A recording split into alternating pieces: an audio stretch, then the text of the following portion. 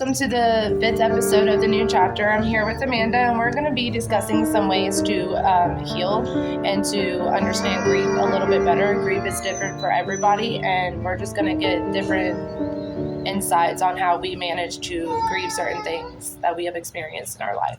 So I'm going to let you go. The first type of grief we're going to talk about is grief of the death of a loved one. For me, that was my grandfather.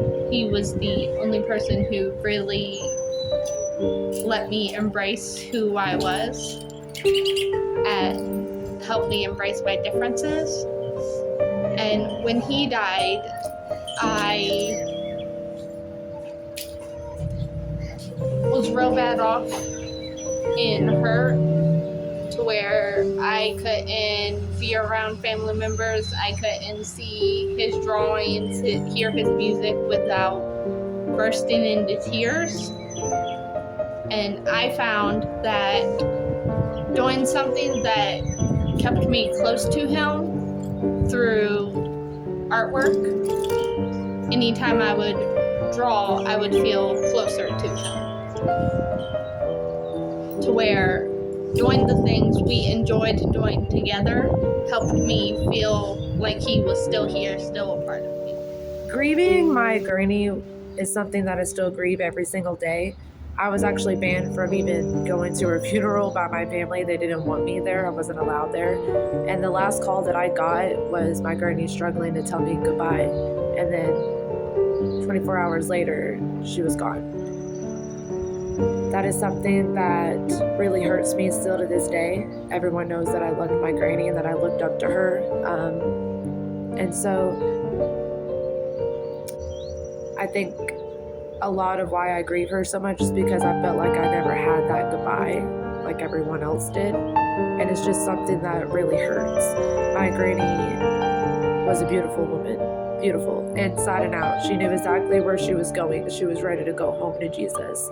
And that's just my granny. And if you ever met her, if you ever ran across her, you would see the glow on that woman's face, just how beautiful she really was. And so to be banned from even going to her funeral, where I feel like most people get that goodbye closure, I didn't have that. Grief doesn't have a time limit. There's no time stamp on grieving. And you can grieve for as long as you need to. I just feel like there's a certain time to where you can't just keep grieving. You have to start living and celebrating that they're in a better place and that they left such an impact on your life that maybe you should start living for them instead of grieving that they're no longer here. And that's what I've had to do. That's what I continue to do to this day. And instead of being sad, instead of mourning the loss of her presence not here, I am celebrating her impact that she left behind. And that's just how I move on with the grief of losing her. So we're going to jump into the loss of friendships. You can grieve the loss of a friendship, rather it was a romantic or just a solid friend zone friendship. You can grieve the loss of that, the loss of what you thought it was, the loss of what you thought it could be, the loss of not having that person in your life anymore because of a downfall or circumstances. And I just want to say personally, I've lost a lot of friends that meant a lot to me, that I thought I meant the same way to them, and maybe that wasn't the case, and that's okay. And sometimes friendships can be one-sided. Sometimes you think that somebody's there for you, that you think that they love you the same way that you do, but then you get in situations, you end up having kids, you end up going different ways down your path, and sometimes that friendship just doesn't hold as much ground as it did before you started expanding, I guess you could say. And I really don't know how to explain it, but I will say that personally, I've lost a really good friend of mine. A really good friend that I thought I meant a lot to. To know that since I had my child, there's been a gray area, it hurts. Because I never would have thought that hearing my friend play the harmonica, going out for a drink of coffee and laughing so hard till literally my belly hurts that would be the last time I ever saw them again, or even really communicated with them that much, because that person meant a lot to me, meant the absolute world to me. And hearing them play the harmonica always made me happy. I'd always ask every time I see them to please play the harmonica, because it makes me happy. I could confide in that person and really believed in that person to really have my back through everything, and then come to find out they didn't. So I'm grieving the loss of that relationship, of that friendship that I held so dear and so strong to my heart that maybe I didn't mean as much to. And you could grieve friendships the same way that you grieve loved ones, because grieving loved ones is the exact same thing. Because you're grieving the loss of what you thought that was, or their presence in your life. And all I can say is this person impacted my life so much. So losing that friendship really hurts. And I don't like the gray area. I just don't like it. Sometimes the gray area has to end, and you just have to move forward. And that's what I'm learning to do. Hi. Our next part of grief is the grief over losing the dream of the relationship you thought you had after leaving an abusive relationship. So for me,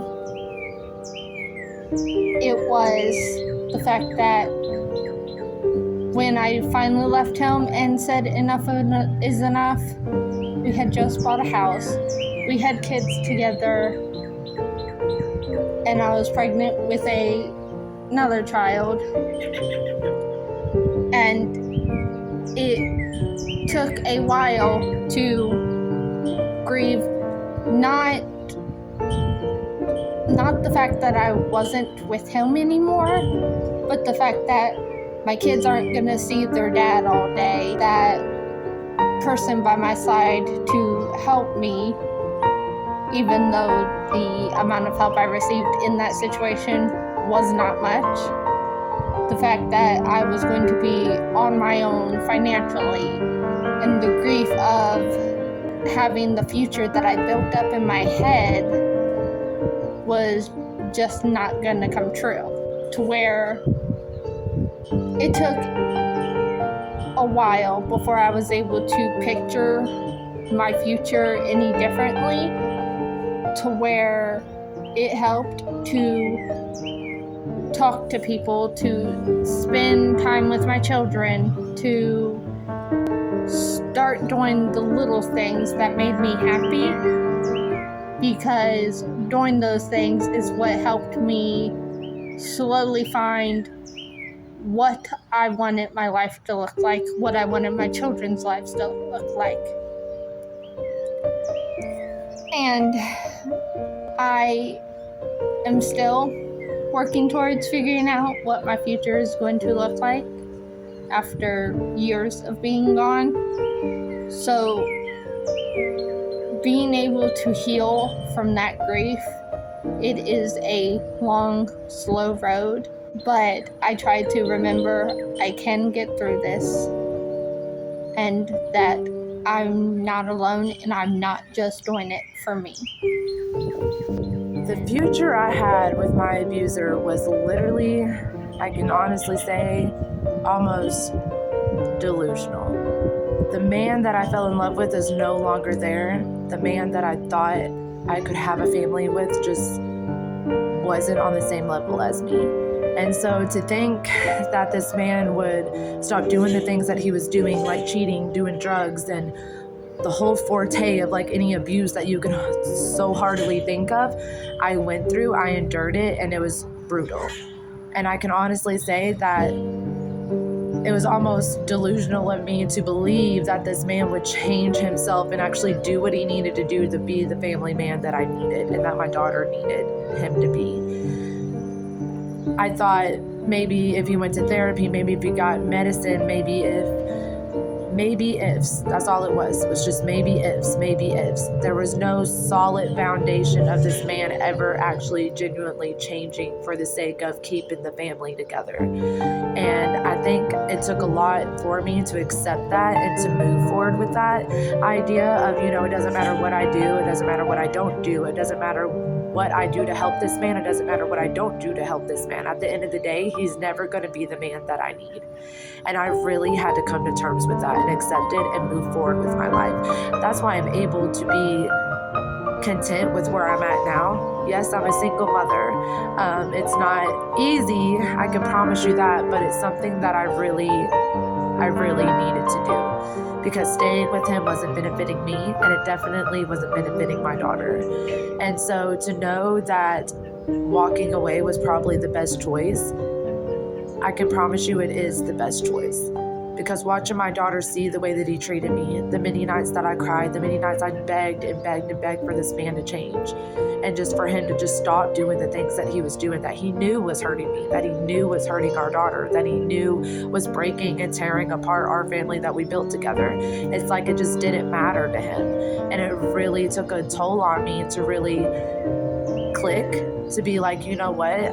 I think I'm better off just single. I think I'm just better off without ever expecting a man to step up and be a man that he really just wasn't ready or even wanted to be in that moment. And I really had to move on with my life. I really had to cut ties, and I really just had to move on. Because when a man's ready, he's going to take the initiative and be ready. When a man wants that family lifestyle and to build a family with you, there's nothing that's going to stand in his way to do that. And so just remember that if you ever feel like walking away and being a single mother is the best choice, I can promise you it more than likely 99% of the time is the best choice, because sometimes a man just isn't ready. And that's okay.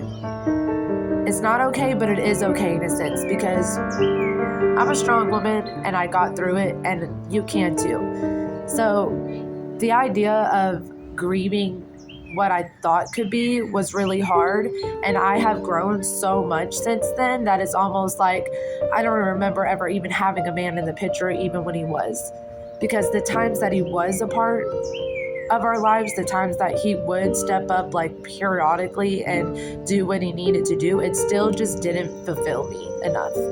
And I just really had to understand that at the end of the day, it's okay to walk away. And it's okay for anybody to walk away when you feel like you're still unfulfilled, even when the small moments matter, because it's the big moments that overshadow the small moments. And after every small moment, after everything that man put me through, it just I really had to move on. Because the small moments didn't matter, the big moments didn't matter. It's like I need consistency, and he just wasn't being consistent enough to where I was fulfilled and happy and actually could see a future with him. And I just really had to grasp that idea.